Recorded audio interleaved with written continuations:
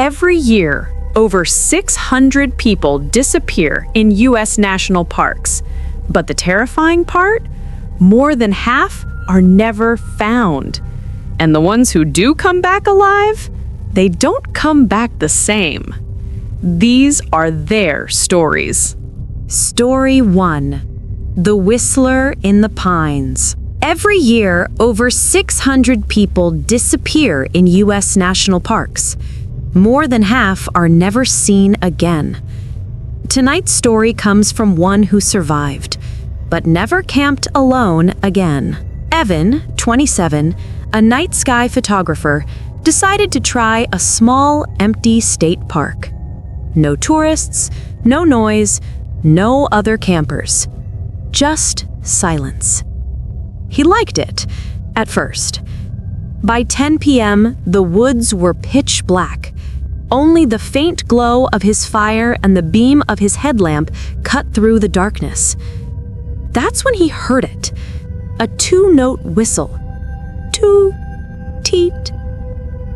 Coming from the tree line 40 yards away. "Hello?" Evan called out. No answer. Just the same two-note whistle, closer this time.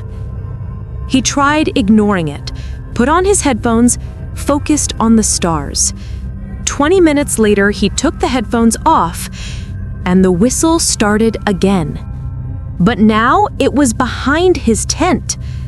"Hey man, if someone's out there, you're freaking me out." Silence.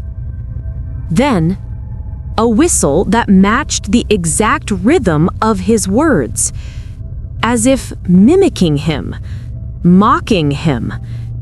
He stayed by the fire, clutching his knife, refusing to leave the light. No more sounds, just heavy, suffocating quiet.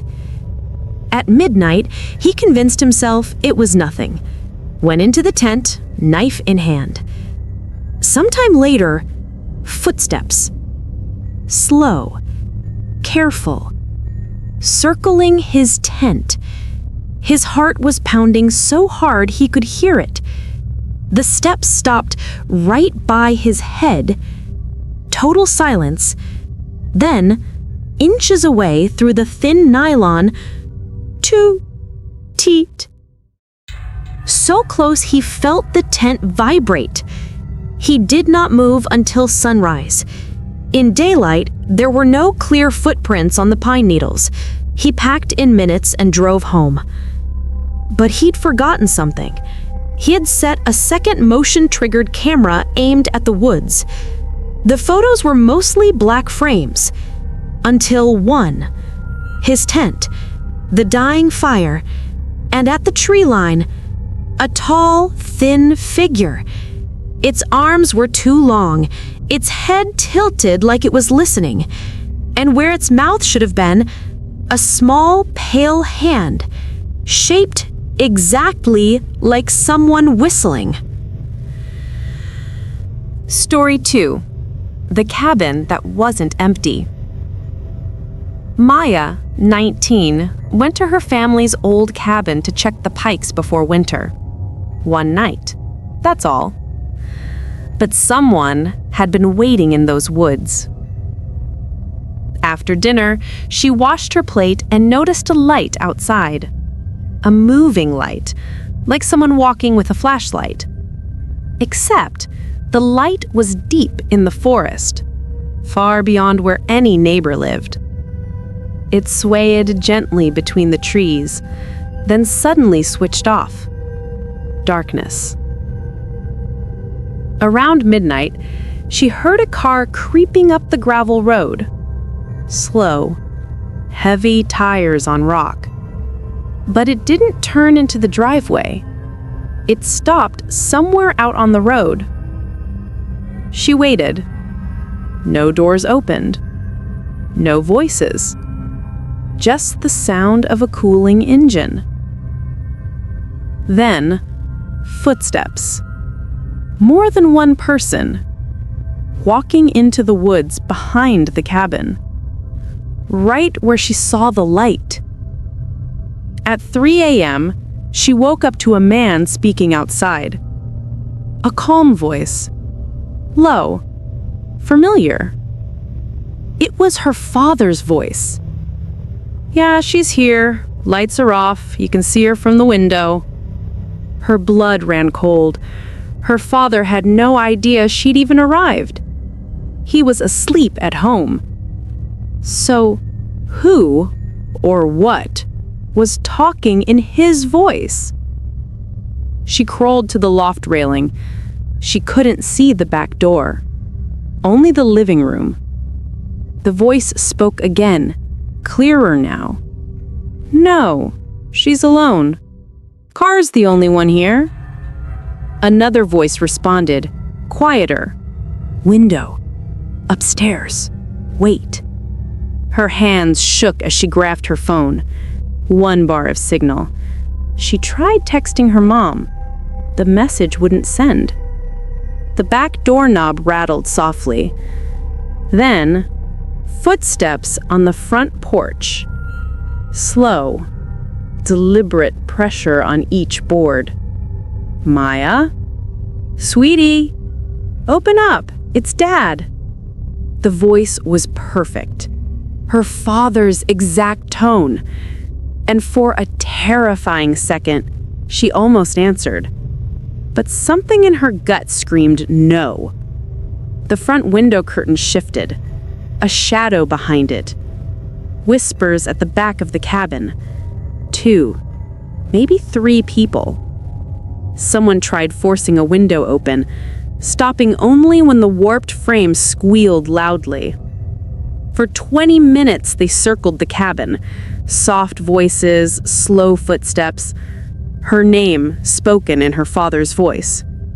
Then, silence. At dawn, she ran outside. Footprints everywhere. Boot prints, and long, narrow, bare footprints. Bare feet, in freezing autumn woods. The tire marks on the road stopped abruptly at the trees, as if the car simply vanished.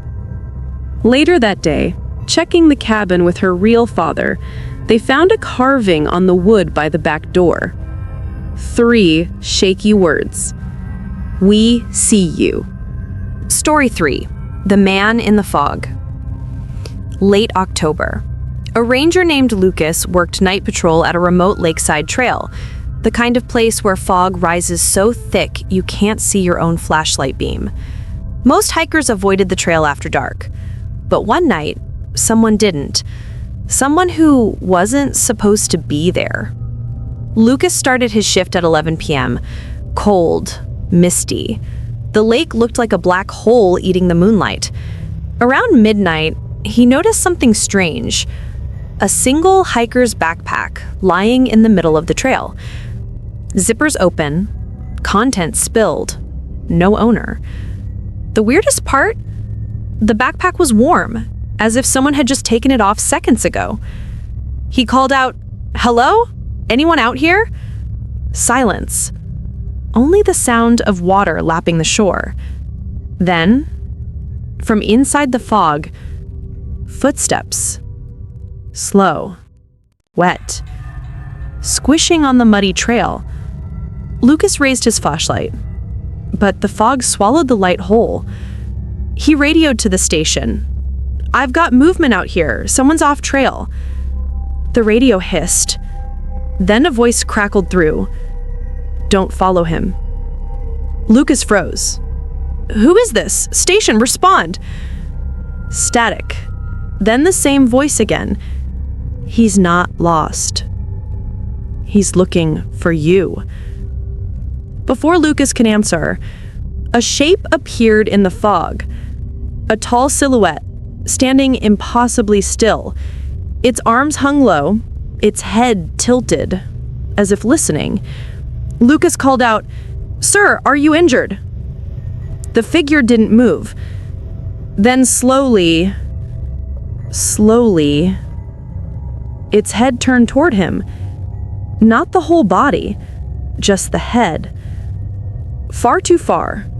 Far too smoothly. Lucas stepped back. That's when the figure whispered, so faint he thought it was the wind. Is that Lucas? Hearing his name from a stranger in a dead forest nearly made him drop his radio. He aimed the flashlight again, and the figure was suddenly 10 feet closer. Just standing there, arms dangling, fog swirling around its legs like it wasn't even solid. "Stay back," Lucas shouted. The figure tilted its head the other way, a sharp, unnatural angle. Then it mimicked his voice perfectly. "Stay back." Same tone, same fear, same breath. Lucas's blood ran cold. He ran back toward the lake, shouting for backup. But the fog wasn't normal anymore. It curled around him like fingers. Behind him, footsteps. Fast ones, getting closer and closer. He reached the lakeside dock, turned around. The fog thinned for just a second, and he finally saw the thing chasing him. Not a man. Something wearing the shape of a man. Too long, too thin. Face stretched into a pale, blank smile.